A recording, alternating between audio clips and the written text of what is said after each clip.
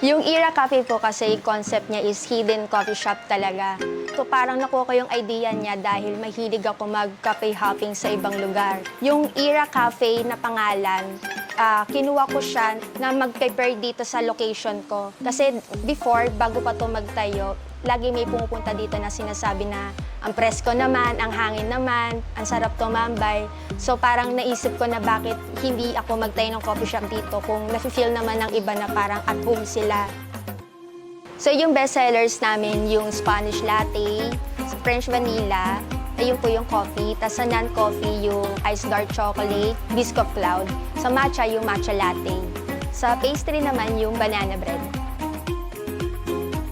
Located kami sa 35A Mabini Street, Tuktukan, Taguig City, na malapit lang sa Taguig City Hall. Bukas lang to sa ngayon, tuwing Friday to Sunday, every 2 p.m. to 10 p.m.